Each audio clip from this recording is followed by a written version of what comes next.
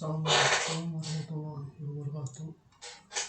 Perkenalkan, saya Ihsan Ismail Mukminin akan menerangkan presentasi tugas UTS mata kuliah metode penelitian.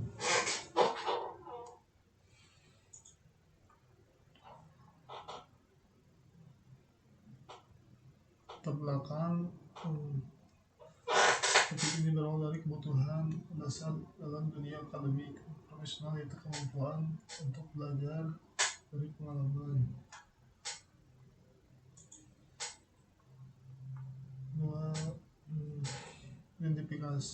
Identifikasi rumusan masalah. Kami mengidentifikasi beberapa masalah utama, yaitu pembelajaran yang lebih dalam serta tantangan dalam menjaga kualitas karya ilmiah yang bebas plagiasi dan bias.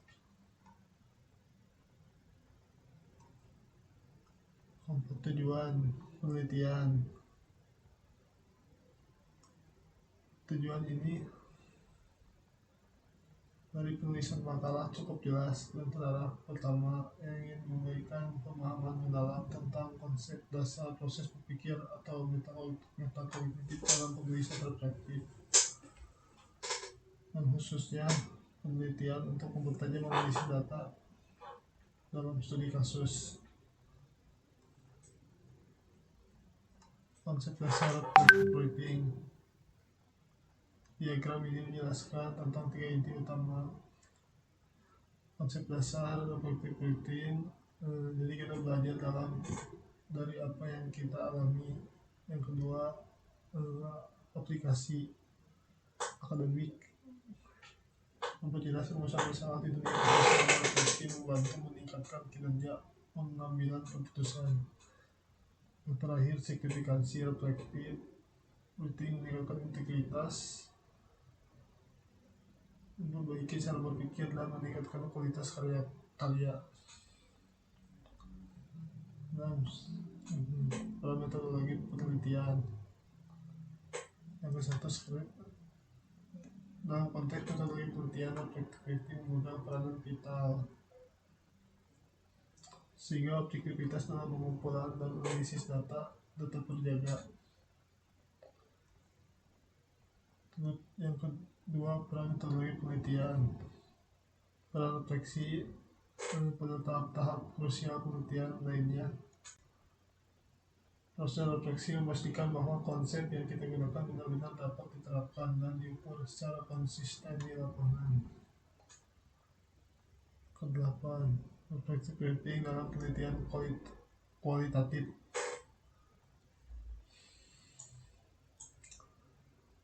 Khususnya dalam penelitian kualitatif seperti studi kasus, di mana peneliti adalah instrumen utamanya, reflective writing menjadi sangat esensial. Ini berfungsi sebagai alat manajemen subjektivitas untuk mengolah emosi, asumsi pribadi agar tidak mencemari interpretasi data. Sementara reflektif ini juga menjadi bukti bahwa audit memperkuat validitas penelitian kita. Analisis dan refleksi pribadi.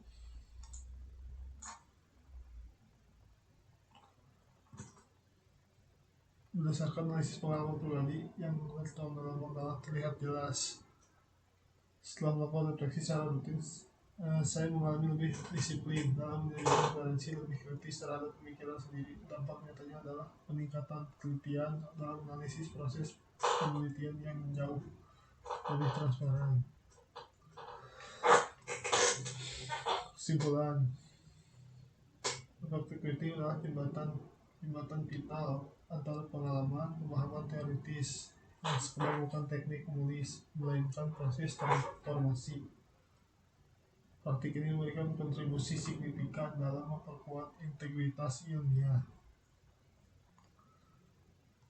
Saran rekomendasi untuk memaksimalkan manfaat dari reflective writing,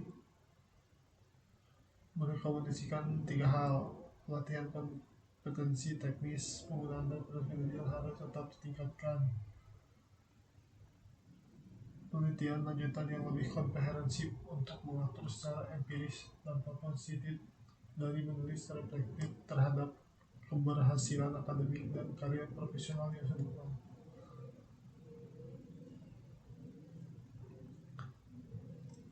Lalu ini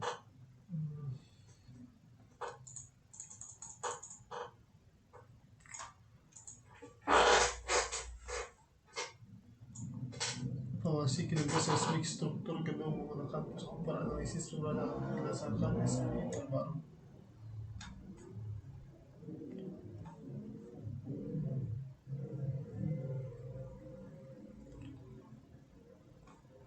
Pertama, latar belakang urgensi penelitian.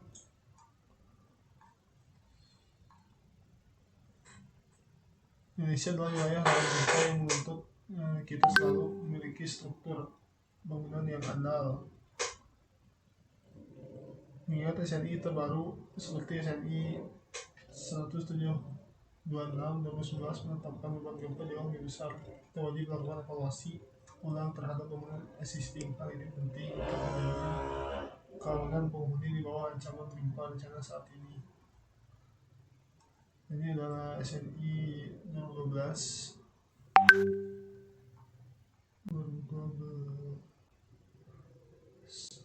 Lalu ini yang SNI 2019 yang menuntut untuk selalu memiliki struktur bangunan yang andal.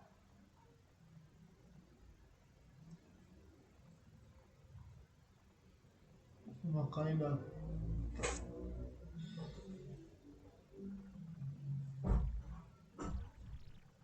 slide 3 menentukan perumusan masalah dan tujuan.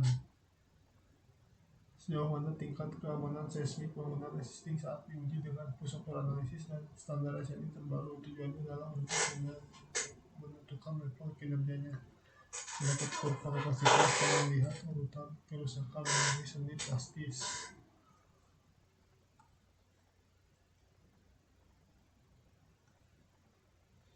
Metode analisis, pusat analisis. Untuk menjawab kami menggunakan pusat analisis, sebuah metode analisis statik non linear yang kini menjadi standar evaluasi berbasis kinerja. Metode ini bekerja dengan mendorong struktur secara bertahap. Ini adalah gambar diagram pusat menunjukkan kondisi yang menjadi objek studi, yaitu gedung X. Misalnya gedung X ini adalah bangunan bertingkat yang kita evaluasi terhadap beban gempa. Sementara itu, model ini dibuat berdasarkan SNI 126 dan SNI 1727. Pada model ini juga terlihat seni plastis balok kolom elemen.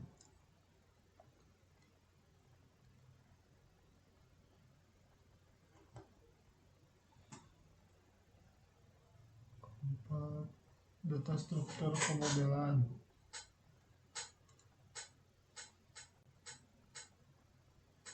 Objek studi kasus ini kami sebutkan nama gedungnya gedung X.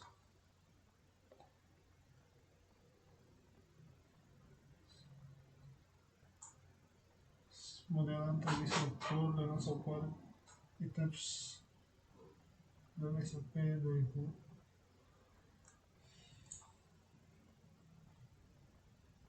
Nah, ini gambarnya pada slide ini ada gambar bangunan 3 dimensi serta 3D analisa struktur. Lalu yang kelima, hasil proyeksi kurva itu kapasitas.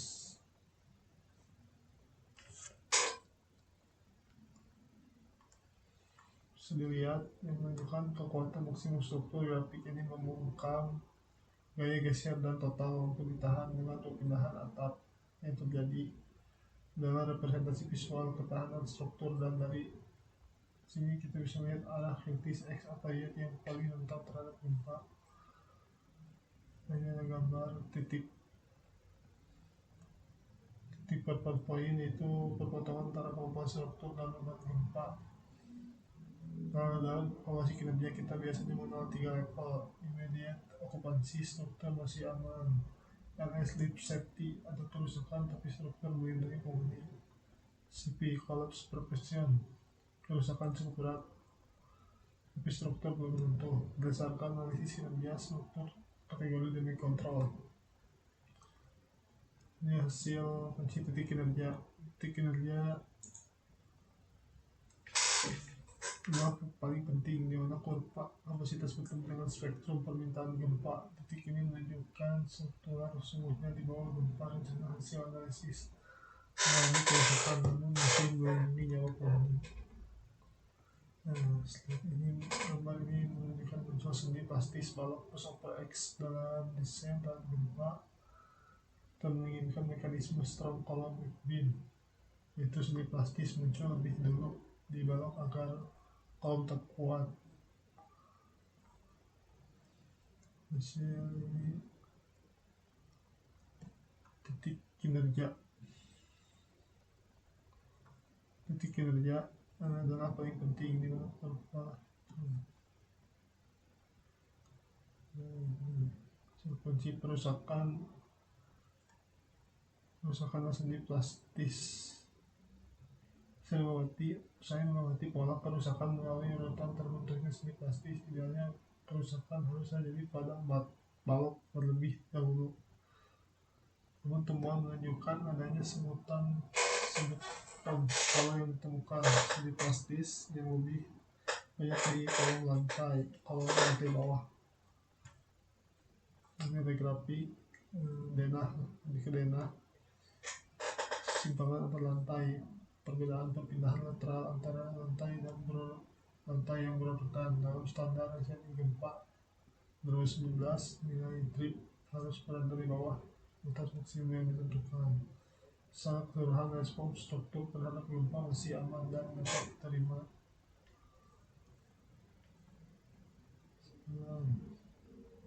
Simpanan antar lantai.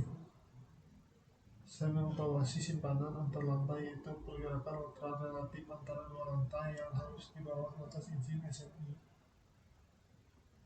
Nilai simpanan yang dihasilkan melebihi batas yang diinginkan. Ini berarti struktur berisiko tinggi mengalami kerusakan dan struktural yang parah. Dan secara keseluruhan dikategorikan tidak aman terhadap perpindahan gempa.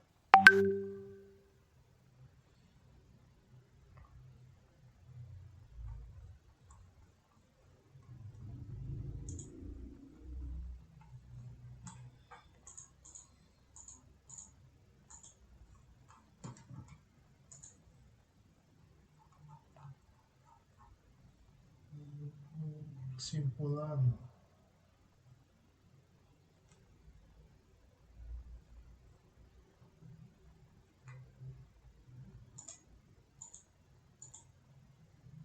Kesimpulan dan rekomendasi sebagai penutup, evaluasi ini menghasilkan kesimpulan bahwa kinerja seismik gedung berada pada level